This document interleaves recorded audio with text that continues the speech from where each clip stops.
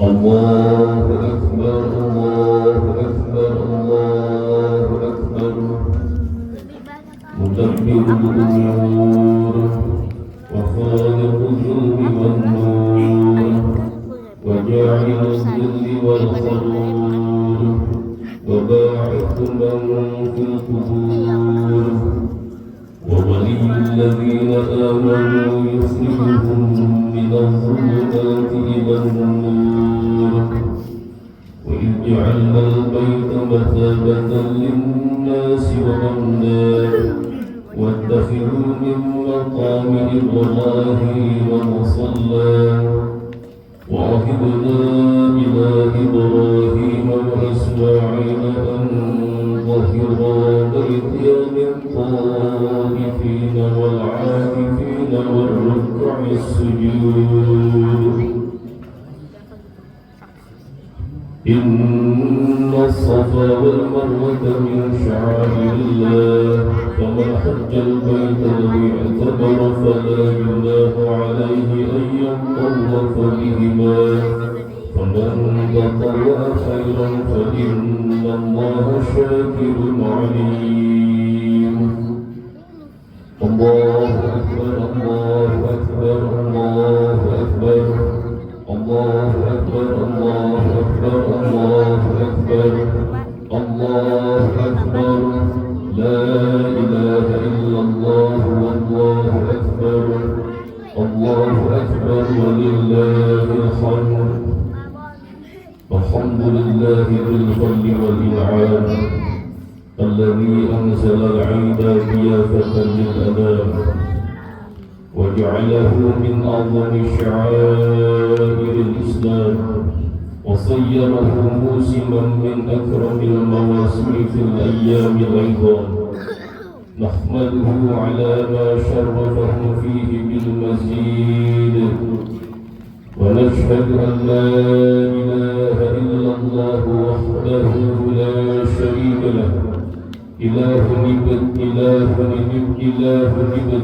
إبراهيم خليله ونجى من الذبح ابنه سليله ونشهد أن سيدنا محمدا عبده ورسوله رسول أمر بإقامة الجمع والأعيان في أمصار المسلمين والبلاد صلى الله على سيدنا محمد وعلى آل سيدنا محمد كما صليت على سيدنا إبراهيم خليله وسلم تسليما كثيرا أيها الناس اتقوا الله أوصيكم عباد الله وإياي بتقوى الله فقد فاز المتقون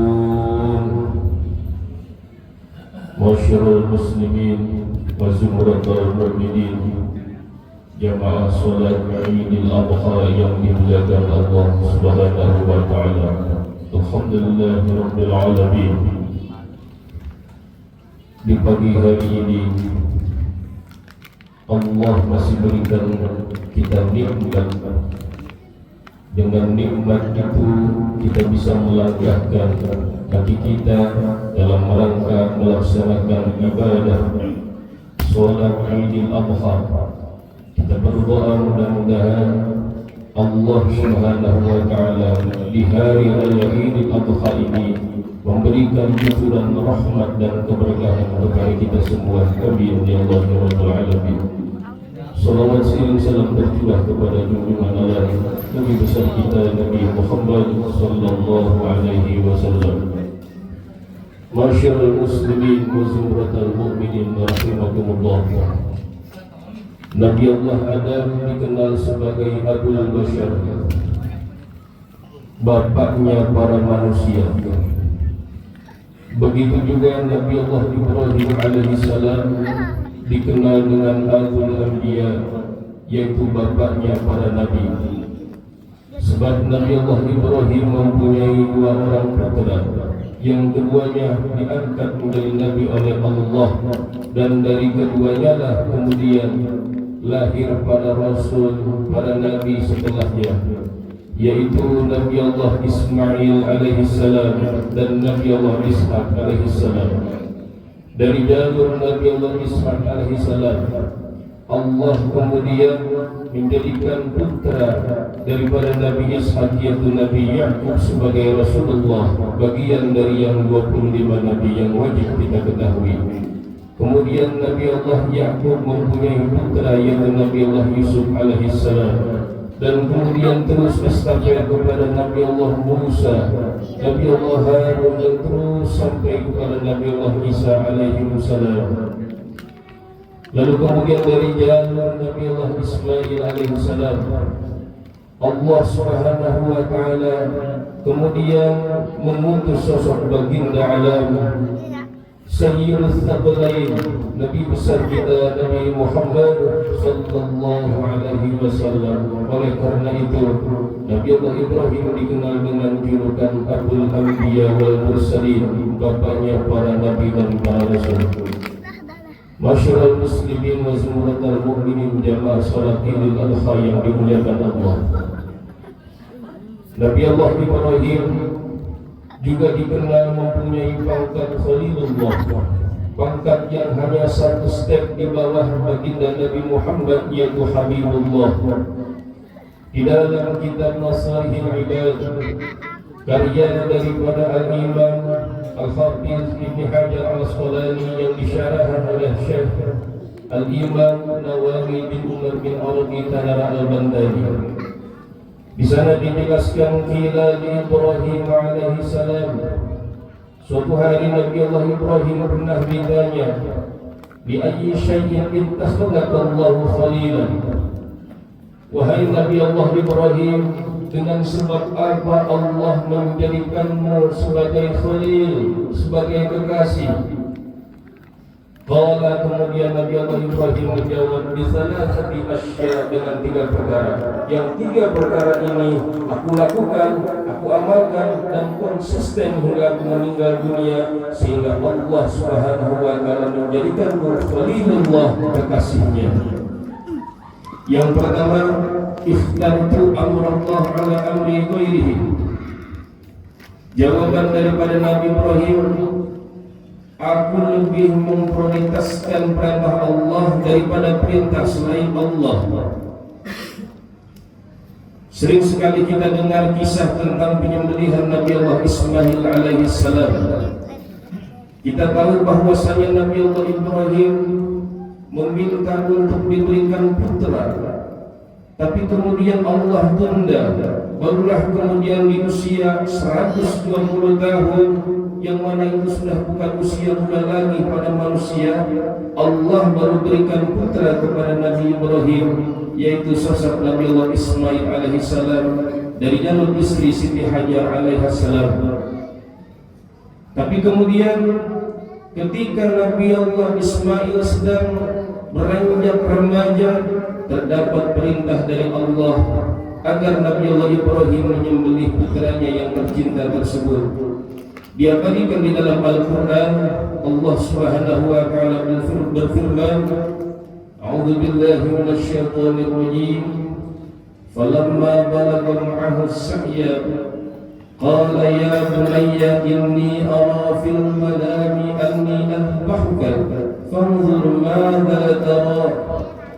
Nabi Allah Ibrahim mendapati anaknya Nabi Ismail beranjak dewasa, lalu kemudian bermimpi, dan di dalam mimpinya Allah perintahkan untuk menyembelih sang putra. Lalu bertanya Nabi Allah Ibrahim, ya bunayya, wahai putraku, inni ara fil manami anni adbahuka. Aku bermimpi dan di dalam mimpiku Allah memerintahkanku untuk menyembelihmu. Fanzur madza tara, apa pendapatmu? Lalu kemudian dengan santun Nabi Allah Ismail yang belum dewasa pada saat itu, masih remaja, menjawab dengan penuh kesabaran, qala ya abati fa'al ma tu'mar satajiduni insyaallahu minas sabirin. Wahai bapakku tercinta, laksanakanlah apa yang Allah perintahkan kepadamu. Insyaallah engkau akan mendapatiku termasuk kategori orang-orang yang sabar. Dari sini kita dapat petik hikmah bahwasanya pentingnya untuk musyawarah, dan ini dilakukan oleh Nabi Allah Ibrahim kepada putranya yang pada saat itu masih kecil. Lalu kemudian Nabi Allah Ismail sudah barang tentu adalah Nabi Allah Rasulullah, mempunyai irhas berupa ketika diuji akan disembelih, tapi kemudian beliau juga memprioritaskan perintah Allah. Sebagaimana sabda dari Nabi Muhammad SAW di dalam potongan hadisnya, sab'atun yuzilluhumullahu fi zillihi yawma la zilla illa zilluhu. Ada 7 golongan di mana di hari kiamat nanti akan berada di bawah naunganku, kata Allah, ketika tidak ada naungan selain naunganku. Di antaranya wasyaibun nasa bi'ibadatillah, anak muda yang tumbuh dalam rangka ibadah kepada Allah Subhanahu wa taala, dan itu ada pada sosok Nabi Allah Ismail alaihissalam. Lalu kemudian proses pemilihan ketika akan dilaksanakan, Nabi Allah Ismail alaihissalam memohon dan meminta kepada bapaknya Nabi Allah Ibrahim yang pertama agar tajamkan kau punya golok wahai ayahanda, tajamkan kau punya pisau wahai ayahanda, agar nanti ketika kau membeliku tidak terasa begitu sakit ataupun langsung sakitnya seketika. Yang kedua, kau buka bajuku wahai ayahanda, agar senantiasa darah yang keluar dari leherku nanti tidak berlumuran kepada bajuku, sehingga ibunda Siti Hajar tidak melihat yang nanti akhirnya akan terlarut dalam kesedihan. Masyaallah muslimin wal mukminin rahimakumullah. Begitu tabahnya Nabi Allah Ismail.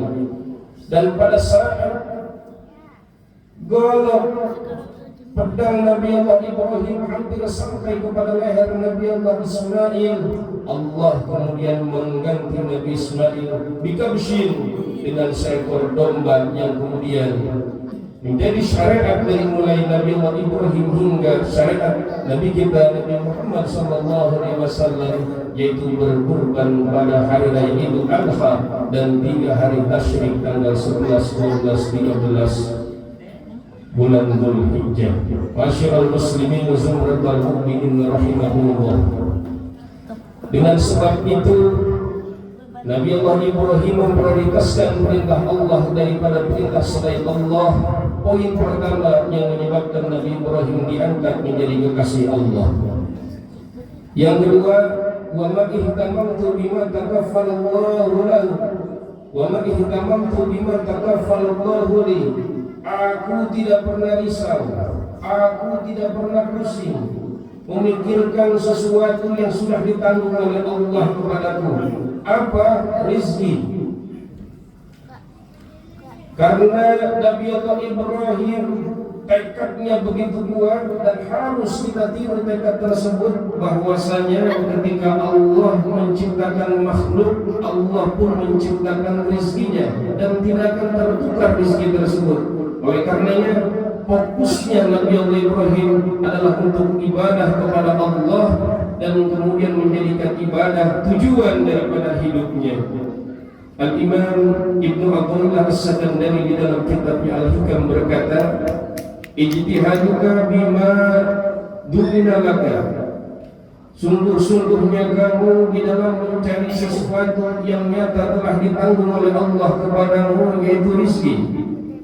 Wa taksiruka bima tuliba minka, dan kurangnya kamu sering meninggalkannya kamu akan sesuatu yang nyata telah Allah perintahkan kepadamu, yaitu ibadah. Dalilun ala timasil basirati minka, itu menjadi indikasi akan butanya mata hatimu. Sebab wa ma khalaqtul jinna wal insa illa liya'budun, Allah ciptakan kita manusia dan juga jin, tujuannya adalah untuk ibadah kepada Allah Subhanahu wa taala. Masyaallah muslimin wa zumratul mukminin rahimakumullah. Kemudian yang ketiga, wa ma ta'asyaitu wa ma tabadzaitu illa ma'adhaif.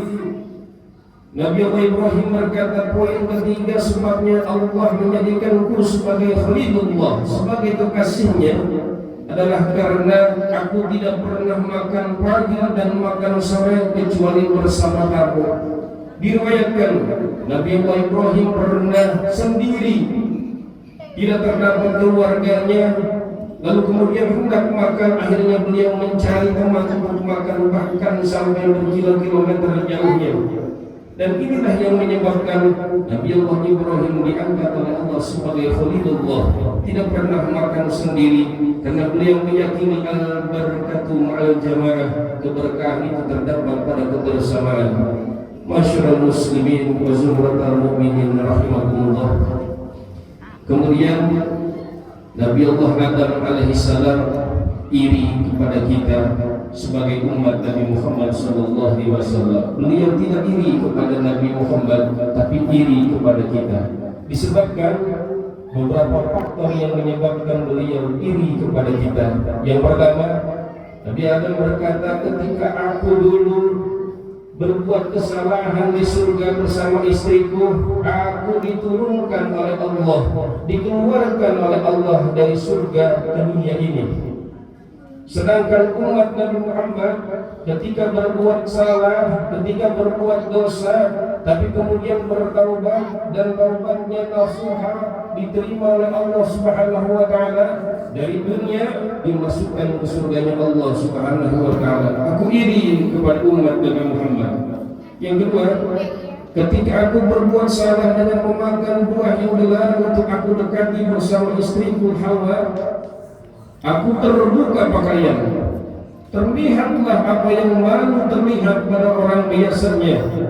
Lalu kemudian umat Nabi Muhammad ketika berbuat dosa tidak terlepas, tidak tanggal pakaiannya dari mereka. Aku iri kepada keistimewaan umat Nabi Muhammad sallallahu alaihi wasallam. Dan kemudian yang ketiga, ketika aku bertaubat kepada Allah, aku diturunkan di pegunungan Himalaya, dan kemudian istriku diturunkan di Jeddah, Saudi Arabia. Bertahun-tahun aku memohon kepada Allah, bertahun-tahun aku bertaubat kepada Allah, belum diterima taubatku. Tapi ketika aku berada di kota Mekah, barulah diterima taubatku. Jadi taubat Nabi Adam Allah terima di kota Mekah. Sedangkan umat Nabi Muhammad sallallahu alaihi wasallam dimanapun berbuat dosa dan dimanapun dia bertaubat, asal taubatnya taubatan nasuha, pasti digaransi akan diampuni dosanya oleh Allah Subhanahu wa taala. Dengan sebab itu kemuliaan yang Allah berikan kepada kita, Nabi Allah Adam alaihissalam iri kepada kita umat Nabi Muhammad sallallahu alaihi wasallam. Dan yang terakhir, kata Nabi Adam alaihissalam, ketika aku berbuat salah bersama istriku, aku dipisahkan begitu jauh. Aku berada di pegunungan Himalaya, perbatasan India Pakistan, sedangkan istriku Hawa berada di Jeddah, Saudi Arabia. Tapi ketika umat Nabi Muhammad SAW berbuat dosa, bahkan dosa besar sekalipun, tidaklah dia dipisahkan dari sang istri, tidaklah dia dipisahkan dari kekasihnya. Itulah yang membuat aku iri kepada umat Nabi Muhammad sallallahu alaihi wasallam. Mudah-mudahan di hari raya Idul Adha ini kita semua, seluruh orang Islam, senantiasa dikumpulkan oleh Allah Subhanahu wa taala di surganya Allah bersama baginda Nabi Muhammad sallallahu alaihi wasallam, di barisan para orang-orang mukmin, orang-orang yang percaya bahwasanya Tuhan semesta alam hanya Allah, dan juga orang-orang yang menekatkan bahwasanya pahala Allah benar adanya dan siksa Allah benar adanya. Mudah-mudahan kita semua diberikan keberkahan dan luasan rahmat pada hari yang mulia ini. Wastaghfirullahal azim. A'udzu billahi minasy syaithanir rajim. Bismillahirrahmanirrahim. Inna a'tainakal kautsar fashalli li rabbika wanhar. Inna syani'aka huwal abtar. وأستغفر الله العظيم لي ولكم ولسائر المسلمين والمسلمات والمؤمنين والمؤمنات فاستغفروه إنه هو الغفور الرحيم